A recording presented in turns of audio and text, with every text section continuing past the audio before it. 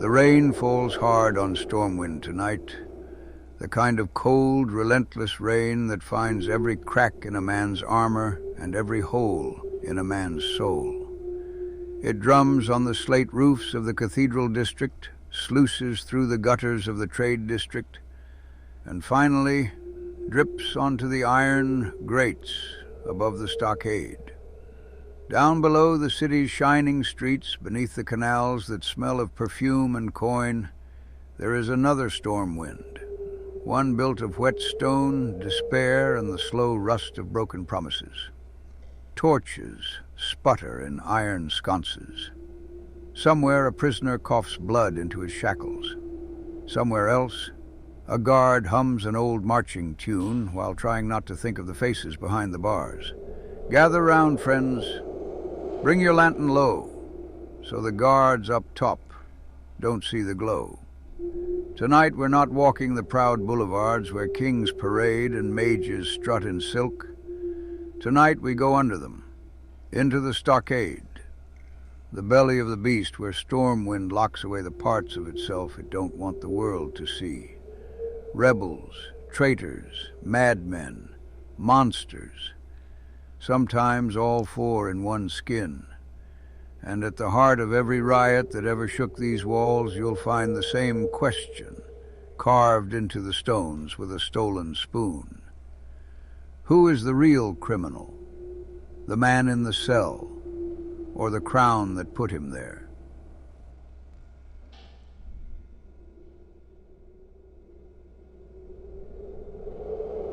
Long before the Defias flew red, before the Scourge marched, before the sky itself cracked open, the stockade was already old. Built in the days when Arathi warlords still dreamed of uniting humanity, its cells held trolls, rogue mages, and the occasional noble who'd wagered one estate too many. After the Second War, though, the doors began to groan wider. Orc prisoners from the internment camps, those deemed too dangerous for the farms, were marched in chains through the city at night, so decent folk wouldn't have to look at them. Black-tooth grin survivors, dragon maw warlocks with their tongues cut out.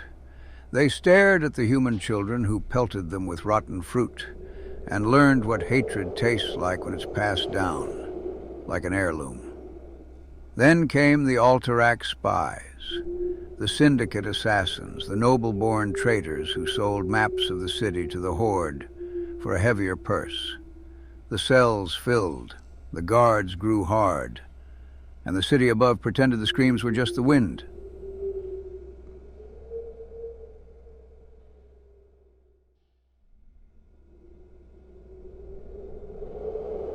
But nothing filled the stockade quite like the Defias. After Edwin Van Cleef's head rolled across his own juggernaut, the survivors didn't all follow Vanessa into the shadows. Some were dragged here in irons, stonemasons who once raised cathedrals, now branded criminals for asking to be paid. They came singing, those first Defias prisoners, old work songs, the same ones that had echoed while rebuilding the city. The guards beat the tunes out of them, but songs are stubborn things. In the dark, they planned. A bribed guard here, a hidden shiv there. A riot on the night the moon went black behind storm clouds. Barricades of bed frames and broken tables. Boiling oil stolen from the kitchens poured down on the wardens. For one glorious, bloody hour, the prisoners held the corridors. They freed every cell, orc and human alike, and stood shoulder to shoulder beneath a red banner stitched from a hanged man's shirt. The rebellion ended at dawn. High Lord Bolvar, Fordragon himself, led the countercharge, golden hammer blazing with light. When the last Defias fell, the bodies were stacked like cordwood in the courtyard so the nobles could ride past and see what mercy looked like. They hanged the ringleader, Bazil Thredd, from the very chains he'd tried to break, left him twisting for 3 days as a reminder. but reminders cut both ways. Every child in the old town saw that body swaying. Every widow of a stonemason whispered his name like a prayer.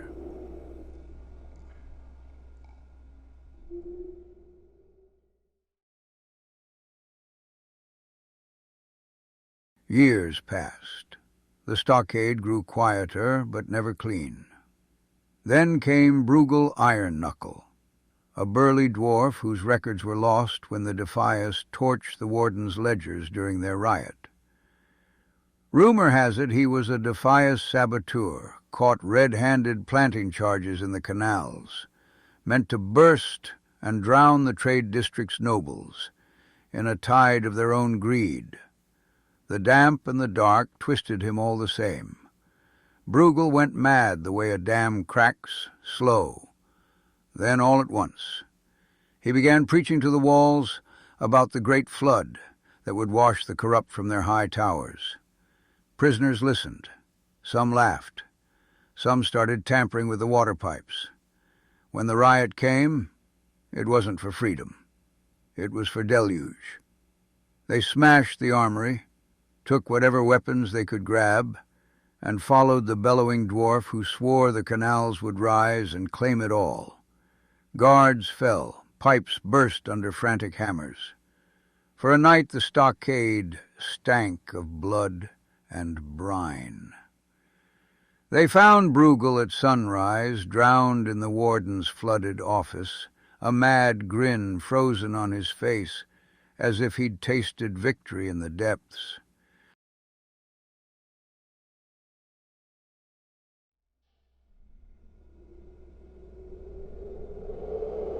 Then the Black Dragon came wearing a woman's smile. Few speak of it openly, but during the time when Onyxia held the city in her talons, disguised as Lady Prester, the stockade swelled with her enemies. Enemies of the crown vanished from their homes, woke up here, stripped of titles and hope. Some were Defias who'd learned too much about certain noble houses. Some were honest guards who asked the wrong questions about missing children. The warden of that era, a man named Thelwater, kept the logs clean while prisoners were dragged to the deepest cells, the ones that reeked of mold and forgotten regrets. They say if you walk those corridors on a moonless night, you can still smell brimstone under the mold. And sometimes a noble voice, cultured and cruel, laughing behind a mask of perfect teeth.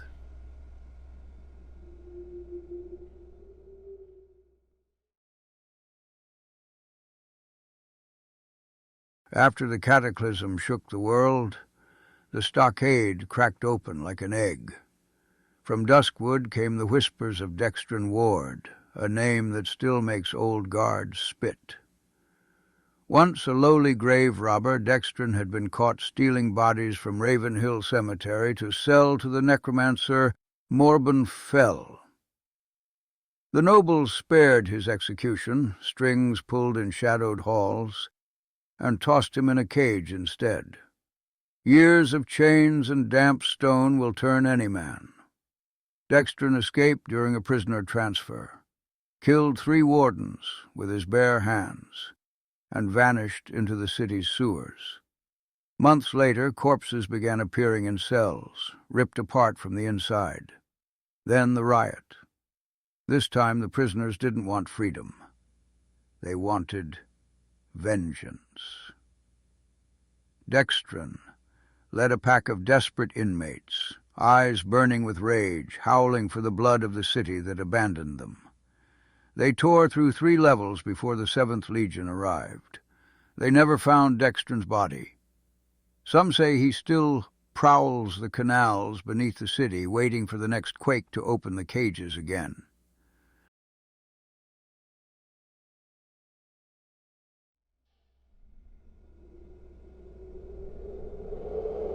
And then there's the one that makes the guards laugh even while they check the locks twice, Hogger, Just a knoll. A big one, sure, a clever one. But a knoll.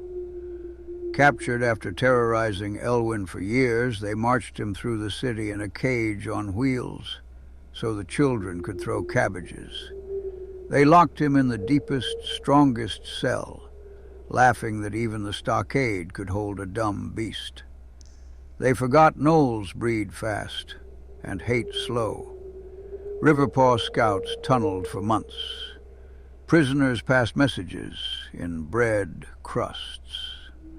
On the night of the Harvest Festival, when half the guards were drunk on free ale, the gnolls came up through the latrines. Hogger walked out wearing the warden's keys around his neck like a trophy. They held the stockade for 6 hours of snarling chaos while the city above danced and sang. When the brave heroes of the Alliance finally stormed in, half of them still tipsy, they found Hogger sitting on a pile of bones, gnawing a ham and grinning with too many teeth. They dragged him back in chains. Again. But every guard on the night shift swears that sometimes late they hear scratching under the stones, and a low, wet chuckle that sounds almost human.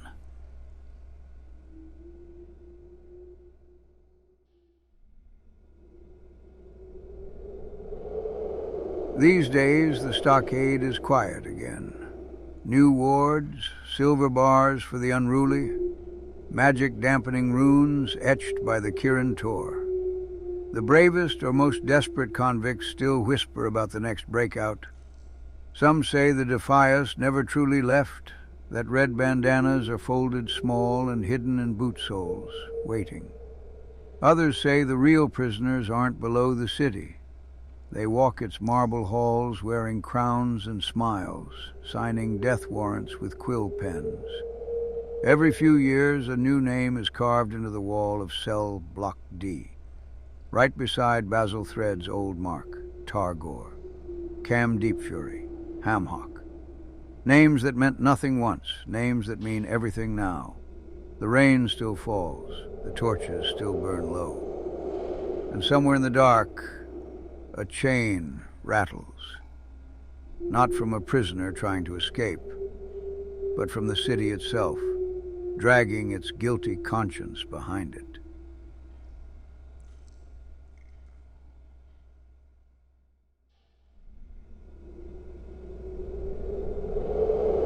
So next time you walk the bright streets of Stormwind, tip your hat to the guards at the gate, smile at the nobles in their finery, and listen. Listen past the vendors and the fountain songs.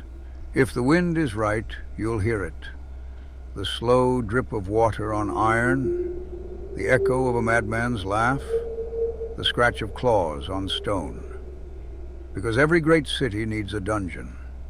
And every dungeon keeps the truth locked away where the sunlight can't reach it. But locks rust, keys get stolen, and some truths gnaw their way out eventually. Sleep well, friends.